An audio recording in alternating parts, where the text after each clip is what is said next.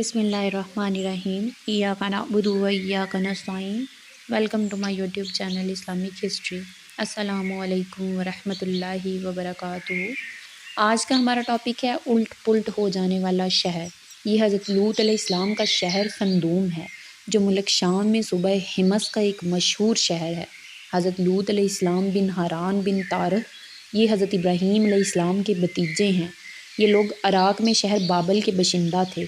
پھر حضرت ابراہیم علیہ السلام وہاں سے ہجرت کر کے فلسطین تشریف لے گئے اور حضرت لوط علیہ السلام ملک شام کے ایک شہر اردن میں مقیم ہو گئے، اور اللہ تعالیٰ نے آپ کو نبوت عطا فرما کر صدوم والوں کی ہدایت کے لیے بھیج دیا۔ شہر صدوم کی بستیاں بہت آباد اور نہایت سرسبز و شاداب تھیں، اور وہاں طرح طرح کے اناج اور قسم قسم کے پھل اور میوے بکثرت پیدا ہوئے تھے۔ شہر کی خوشحالی کی وجہ سے اکثر جا بجا کے لوگوں مہمان بن کر ان آبادیوں میں آیا کرتے تھے، اور شہر کے لوگوں کو ان مہمانوں کی مہمان نوازی کا بار اٹھانا پڑتا تھا۔ اس لیے اس شہر کے لوگ مہمانوں کی آمد سے بہت ہی قبیدہ خاطر اور تنگ ہو چکے تھے، مگر مہمانوں کو روکنے اور بھگانے کی کوئی صورت نظر نہیں آ رہی تھی۔ اس ماحول میں ابلیس لعین ایک بوڑھے کی صورت میں نمودار ہوا اور ان لوگوں سے کہنے لگا کہ تم لوگ مہمانوں کی آمد سے نجات چاہتے ہو تو اس کی یہ تدبیر ہے کہ جب بھی کوئی مہمان تمہاری بستی میں آئے تو تم لوگ زبردستی اس کے ساتھ بدفعلی کرو۔ چنانچہ سب سے پہلے ابلیس خود ایک خوبصورت لڑکے کی شکل میں مہمان بن کر اس بستی میں داخل ہوا اور ان لوگوں سے خوب بدفعلی کرائی۔ اس طرح یہ بد فعل ان لوگوں نے شیطان سے سیکھا تھا۔ پھر رفتہ رفتہ اس برے کام کے یہ لوگ اس قدر عادی بن گئے کہ عورتوں کو چھوڑ کر مردوں سے اپنی شہوت پوری کرنے لگے۔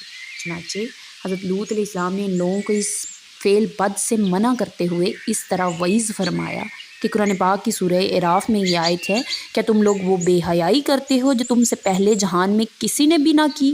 تم مردوں کے پاس شہوت سے جاتے ہو عورتوں کو چھوڑ کر، بلا شبہ تم لوگ حد سے گزر گئے ہو۔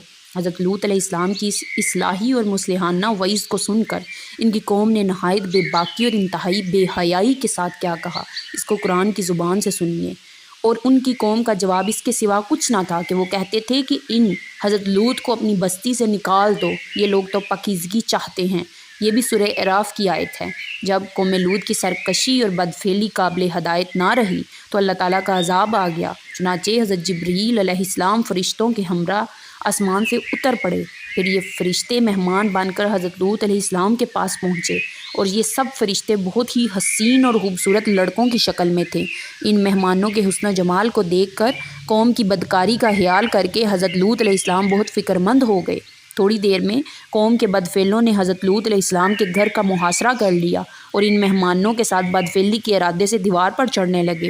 حضرت لوط علیہ السلام نے نہایت دل سوزی کے ساتھ ان لوگوں کو سمجھانا اور اس برے کام سے منع کرنا شروع کر دیا، مگر یہ بدفعل اور سرکش قوم اپنی بیہودہ جواب اور برے اقدام سے باز نہ آئی، تو آپ اپنی تنہائی اور مہمانوں کے سامنے رسوائی سے تنگ دل ہو کر غمگین اور رنجیدہ ہو گئے۔ یہ منظر دیکھ کر حضرت جبرائیل امین نے فرمایا، اے اللہ کے نبی، آپ بالکل ہی کوئی فکر نہ کریں، ہم لوگ اللہ تعالیٰ کے بھیجے ہوئے فرشتے ہیں جو ان بدکاروں پر عذاب لے کر اترے ہیں، لہٰذا آپ مومنین اور اپنے اہل و عیال کو ساتھ لے کر صبح ہونے سے قبل ہی اس بستی سے دور نکل جائیں، اور خبردار کوئی شخص پیچھے مڑ کر اس بستی کی طرف نہ دیکھے، ورنہ وہ بھی اس عذاب میں گرفتار ہو جائے گا۔ چنانچہ حضرت لوط علیہ السلام اپنے گھر والوں اور مومنین کو ہمراہ لے کر بستی سے باہر نکل گئے۔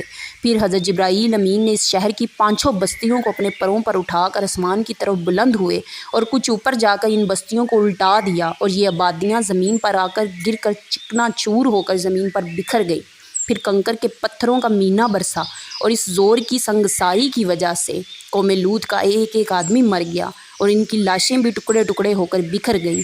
عین اسی وقت جب کہ یہ شہر الٹ پلٹ ہو رہا تھا، حضرت لوط علیہ السلام کی ایک بیوی جس کا نام وائلہ تھا، وہ در حقیقت منافق تھی اور قوم کے بدکاروں سے محبت رکھتی تھی۔ اس نے پیچھے مڑ کر دیکھ لیا اور یہ کہا کہ ہائے رے میری قوم، یہ کہہ کر کھڑی ہو گئی۔ پھر عذاب الہی کا ایک پتھر اس کے اوپر بھی گر پڑا اور وہ بھی ہلاک ہو گئی۔ چنانچہ قرآن مجید میں حق تعالیٰ کا ارشاد ہے کہ تو ہم نے حضرت لوط اور ان کے گھر والوں کو نجات دی بجان ایک عورت کے، وہ رہ جانے والوں میں ہوئی، اور ہم نے ان پر ایک مینہ برسایا تو دیکھ کیسا انجام ہوا مجرموں کا۔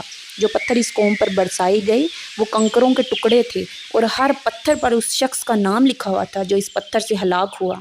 درس ہدایت جو ہمیں اس واقعہ سے ملتا ہے وہ یہ ہے کہ لواطت کس قدر شدید اور ہولناک گناہ کبیرہ ہے کہ اس کے جرم میں قوم لوط کی بستیاں الٹ پلٹ کر دی گئیں اور مجرمین پتھراؤں کے عذاب سے مر کر دنیا سے نیست و نابود ہو گئے۔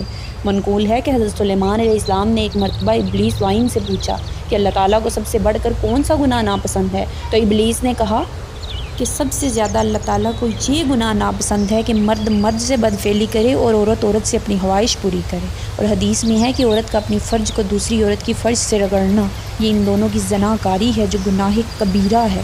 اللہ تعالیٰ مجھے اور آپ کو اس سے بچنے اور اس پر عمل کرنے کی توفیق دے، آمین ثم آمین یا رحمت اللہ۔